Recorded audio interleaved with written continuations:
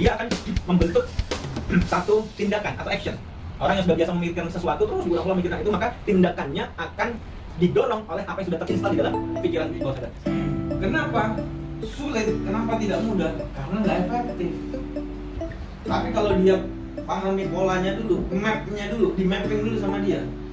Oh, untuk mencapai sukses, mencapai titik sana, mencapai kota itu gitu ya, titik suksesnya, tujuannya, maka dipelajari mappingnya dulu, dipetakan dulu. Oh, bisa lewat jalan sini, jalan sini, jalan sini, jalan sini. Bisa naik kendaraan ini, kendaraan itu, dan sebagainya. Terus dia akan pelajari yang paling efektif yang mana, gitu. Maka ketika sudah ketemu, itu menjadi sebuah pola atau pattern. Ini disebut pattern, sehingga efektif. Kita sering sekali membahas tentang big pattern, ya. Mengingatkan kembali. Dan big patternnya harus dilakukan terus menerus. Ya, kita hari ini juga sedang menjalankan kan teman-teman dengan apa namanya, body Challenge. Performance transformation challenge. Body transformation challenge itu bagian dari big pattern. Meskipun kita rasakan secara fisik, semua berhubungan, bos. Meskipun kita sedang menjalankan secara fisik, ini akan membentuk mindset, membentuk mental. Saraf-saraf itu terus berubah, terus bergerak. Kita akan menjadi orang-orang yang berbeda sekali, baru gitu. Nah, ini dia pattern, ya. Harus kemudian menjadi efektif, baru kemudian sukses. Nah, untuk menjadi efektif, maka harus ada hal sebelumnya yang terjadi. Apa dia? Yaitu action yang berulang-ulang sehingga membentuk pattern, membentuk pola. Kalau sudah ada polanya, efektif, dia mudah. Mau ke arah Jogja, gitu ya. Maka kalau pahami mapnya, kan sudah ada pola jalan di sana. Kita ikuti pola jalan, mau lewat utara, mau lewat selatan. So simple. Insya Allah sampai. Pilihannya naik apa? Naik motor, naik mobil roda 4, naik mobil roda 6, bis maksudnya, atau mobil roda 10, truk. Gitu. Banyak pilihan. Polanya sudah ada, patternnya sudah ada, atau mapnya sudah jelas, tapi kita nggak pernah action. Nah, saya mau ke Jogja. Kapan? Ya, nggak siap. Sampai malam masih di sini. Sampai nggak? Nggak sampai. Maka action, tindakan, bergerak, ini menjadi sebuah keniscayaan. Dan dalam konsep apa namanya pemetaan tentang pikiran bawah sadar, bahwa pikiran bawah sadar atau subconscious mind adalah magnet yang akan menarik, kita udah pelajari ya, menarik berbagai potensi sumber daya yang kita butuhkan untuk mencapai sukses. Maka kemudian subconscious mind ini butuh pengulangan tindakan sehingga terbentuk pola tadi, sehingga menjadi sukses. Bisa dipahami? Ya, misalnya kita sedang melakukan body transformation challenge 100 kali push up sehari.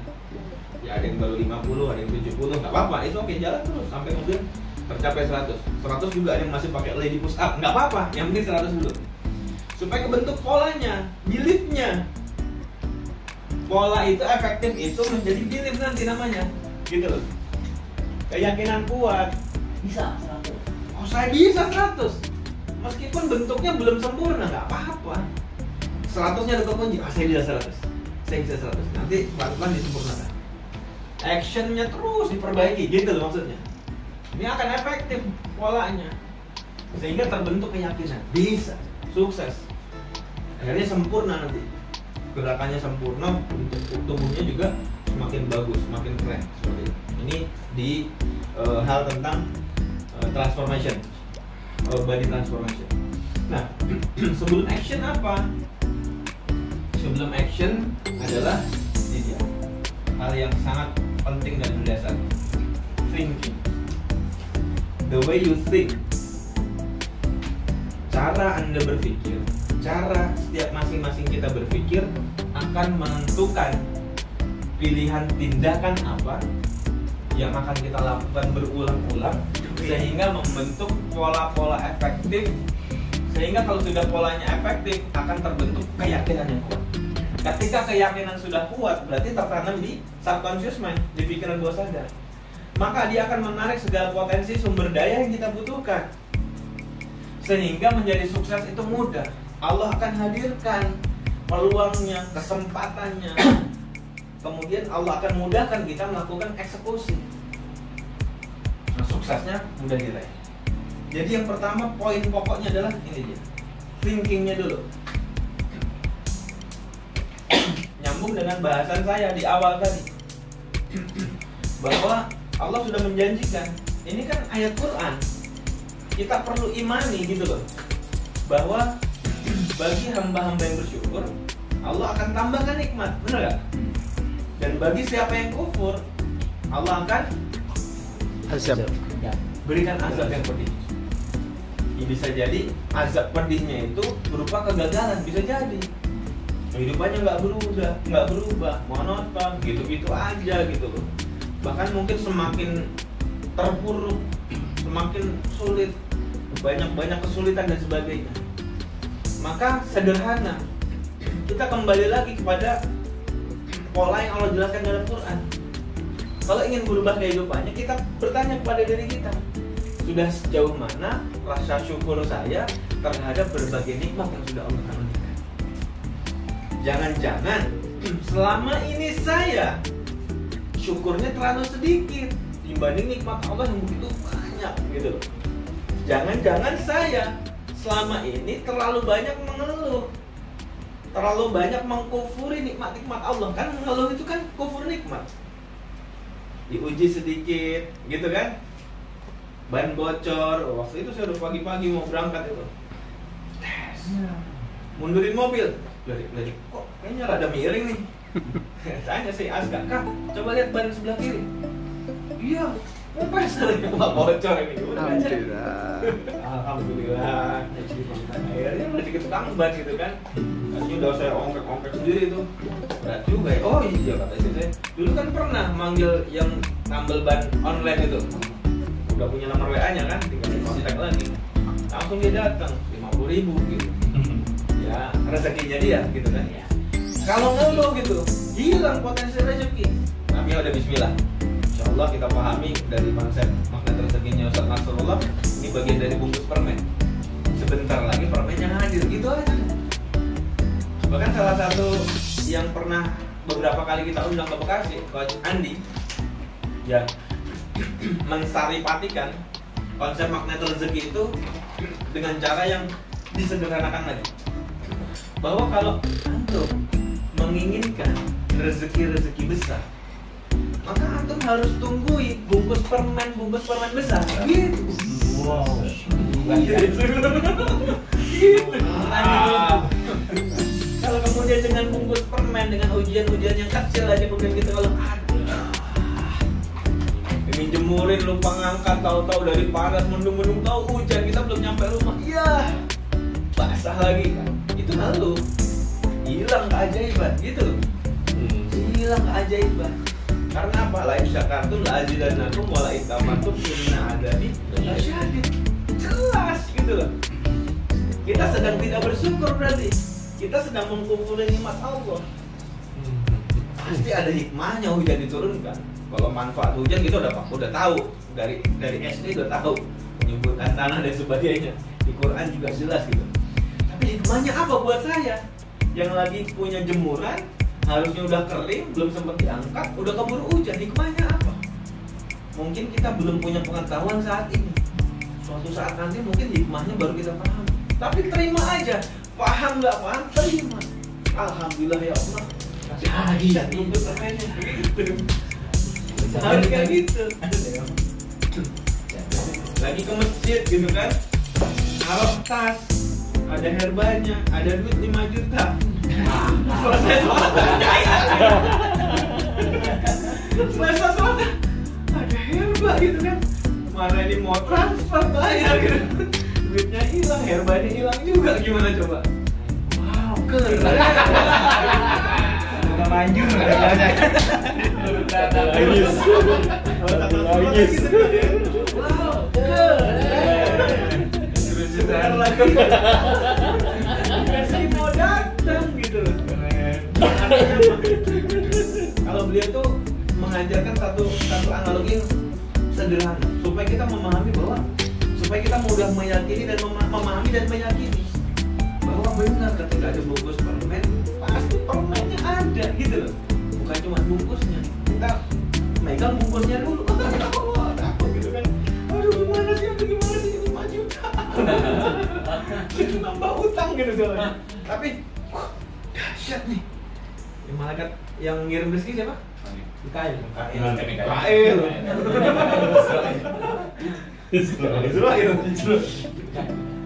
Artinya gini, ketika ada bungkus permen, Allah kasih ujian, wah keren, malaikat Mikail datang. Iya, malaikat Mikail datang gitu. Tapi ini menariknya bahwa rezeki itu akan segera hadir, atau permennya akan segera hadir ketika bungkusnya datang. Permennya akan segera kita nikmati jika syaratnya satu, pikiran dan perasaan kita netral. Nah, ini nggak mudah dan harus dilatih. Rezeki itu ada pada tumbukan pertama. Alhamdulillah. Alhamdulillah. Keren, jajak. Wow, jajak keren. Alhamdulillah. Kalau tukang dulu. Berarti ada yang nanya nanti. Apalagi sampai berhari-hari. Potensi rezeki besarnya sudah hilang. Terus gimana? Ya sudah hilang. Tinggal jadi hikmah pelajaran. Besok-besok lagi nggak boleh kayak gitu. Kan gitu doang udah. Besok-besok lagi, wow, keren. Alhamdulillah. Banyak datang, gitu. Ya malaikat Mikail cari momentum. Ini orang syukur nggak nih? Gitu. Kalau dia syukur, wah, cari momentum tepatnya. Kapan rezeki besarnya itu penggantinya akan diberikan oleh Allah lewat utusannya malaikat Mikail ini. Orang biasa aja. Alhamdulillah gitu loh. Ini penting nih, ini penting. Karena hari ini kita sudah belajar banyak teknik closing. Kita sudah melakukan PCA ratusan bahkan ribuan kali. Maksudnya kepada ribuan orang, ratusan bahkan ribuan orang kita sudah sambangi, kita sudah sapa, kita sudah tawarkan. Kita sudah mengalami ratusan penolakan dan mungkin ribuan penolakan. It's okay, gak ada masalah. Secara teknik teman-teman udah bisa gitu loh. Mau presentasi PCA dengan pakai produk pasta gigi, pakai extra food, mau jelasin tibu nabawi, iya udah jago semua. Mau pakai diagnosa telak tangan, oke. Mau oret-oretan jelasin bisnis, pangkat dari AB, manajer sampai ED, strategi 1618, bangun 10 jalurnya, pokoknya 6 jalur, udah paham. Sudah paham. Maka di club leader ini kita nggak perlu bahas lagi. Oh ngapain? Ibaratnya apa? Menggarami air laut gitu. Kalau saya masih ajarkan lagi, antum udah jago semua. Kalau saya masih ajarin lagi sama aja saya nampulin garam di air laut. Nggak ada gunanya, nggak nambah asin juga. Gitu. Nggak ada gunanya. Hari ini yang penting kita ingatkan kembali adalah all about mindset. Ini penting dan saya pun terus belajar. Kenapa? Saya nggak boleh stuck di sini. Saya harus meningkat juga gitu loh. Saya harus menjadi bukti-bukti baru tentang ilmu-ilmu baru yang saya pelajari. Pak Fatali pun demikian. Dan setiap kita seperti itu.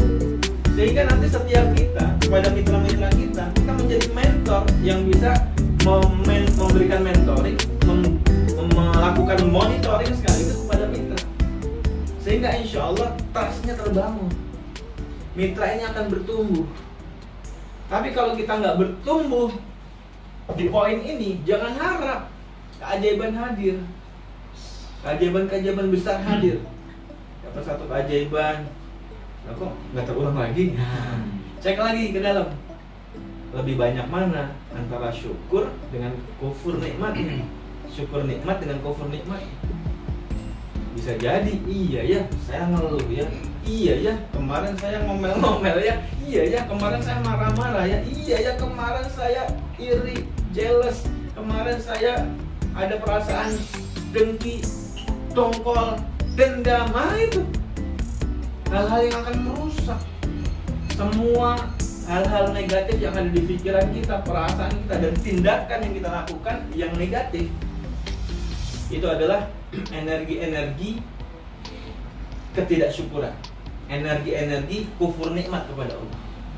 Tetapi semua hal baik, semua hal positif, ya syukur ya, semua adalah bentuk syukur. Kita melakukan ketaatan, amal soleh syukur. Kita bersedekah kepada orang lain, itu juga bentuk syukur kepada Allah.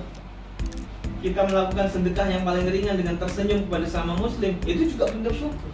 Semua hal baik adalah tabungan energi positif, tabungan kebaikan, dan itu adalah tabungan kesyukuran kita kepada Allah. Semakin besar tabungan energi positifnya, semakin besar tabungan syukur kita kepada Allah, maka semakin keajaiban akan Allah mudahkan. Tapi begitu juga kalau kemudian tabungannya banyak, besar tabungan kebaikannya, tapi di sisi yang lain kita melakukan hal-hal yang negatif, kontraproduktif. Kita ada dengki sama orang, ada rasa dongkol sama orang, ada kesel, ada dendam, iri dan sebagainya.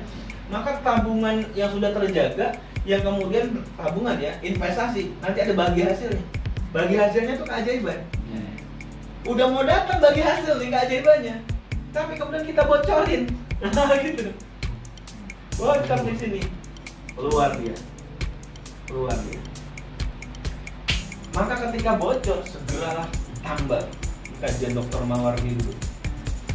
Salah satu pembahasan tentang istighfar. Istighfar itu diantara maknanya adalah dia menambal keburukan yang pernah kita lakukan. Maka ada canangan, yuk perbanyak istighfar. Berapa kali? Yuk sebanyak mungkin. Tapi ya jangan cuma 100 kali lah. Disebutkan dalam hadis sahih bahwa Rasulullah itu beristighfar 70 kali. Rasulullah beristighfar 100 kali. Loh, Rasulullah itu gak punya dosa, terjaga, terhijab dari dosa. Itu masih beristighfar kepada Allah sebagai bentuk rasa syukur ketaatan beliau. Loh, yang kita, lintasan pikiran kita dosa, perasaan kita sering berdosa, kita ke jalan aja ngeliat, dosa, gitu kan. Masa kita istighfar cuma 100 kali? Gitu. Kayaknya 1000 kali aja belum pantas kita untuk mendapatkan keajaiban. Justru mampu kita lakukan, terus perbanyak gitu. Terus apalagi ya, banyak saran-saran yang dilakukan, yang dianjurkan oleh para guru-guru kita, para ulama, para kiai, para ustadz kita. Ya perbanyak sholawat. Sebagaimana ya termaktub juga dalam Al-Quran gitu kan, bahwa Allah dan para malaikatnya bersolawat. Inna Allaha wa malaikatahu yusholluna 'alan nabi. Ya ayyuhalladzina amanu shollu 'alaihi wa sallimu taslima. Luar biasa nih ayat ini. Dan kata Rasulullah, barang siapa bersolawat kepada aku 1 kali, maka Allah akan balas 10 kebaikan. Dan kita nggak tahu kebaikan berupa apa. Bisa kebaikan rezeki, terselamatkan dari musibah, dimudahkan urusan, dilapangkan hati kita, dimudahkan segala urusan kita, dicemerlangkan pikiran kita. Bisa jadi. Diperbanyak sholawat. Sambil jalan naik motor itu daripada ngapain nggak jelas gitu kan. Ya sudah, istighfar, sholawat, istighfar, sholawat. Nanti ya zikir yang lain, subhanallah, bihamdi, subhanallah, baca tahlil, la ilaha illallah, terus berzikir kepada Allah, perbanyak. Maka ini akan menambal kebocoran-kebocoran. Tutup lagi. Melakukan kesalahan, istighfar, tertutup. Bocor dikit, jangan bocor gede, bocor halus saja. Kayak kalau di pabrik itu ada leak gas ya, gas kebocoran. Ada belum gitu. Ya segera, kalau masih bisa di-repair, di-repair. Kalau enggak ya di pabrik dibuang gitu. Kalau ini kan konsepnya masih bisa di-repair. Dengan zikir-zikir kita, dengan istighfar kita, dengan sholawat kita, ditutup celah itu. Supaya jangan sampai tabungan syukur kita, tabungan energi positif berupa syukur ini bocor. Karena inilah modal kita untuk mendulang keajaiban, teman-teman. Bisa dipahami ya? Ini modal kita untuk mendulang keajaiban. Bisa jadi PCA kita udah luar biasa, wow, udah atraktif banget, keren banget orang gabung, tapi nggak ada yang aktif setelah itu. Kenapa? Karena tabungan syukur kita, tabungan energi positif kita, tabungan keajaiban kita udah banyak bocor. Ini problem kita, termasuk saya gitu loh. Dan ini nasihat buat diri pribadi sekaligus sahabat sekalian. Kita sama-sama perbaiki dulu. Kita sama-sama. Kita harus menjadi manusia-manusia yang lebih baik lagi, semakin baik lagi, semakin baik lagi, semakin baik lagi dalam pandangan Allah. Meskipun di pandangan manusia ya nggak apa-apa, dianggap sebagai orang yang nggak baik itu terserah. Tapi di pandangan Allah kita harus berusaha cari muka di hadapan Allah. Jangan cari muka di hadapan manusia. Cari muka di mana? Sedekah Karena rambut. nggak ada manfaatnya, gitu loh.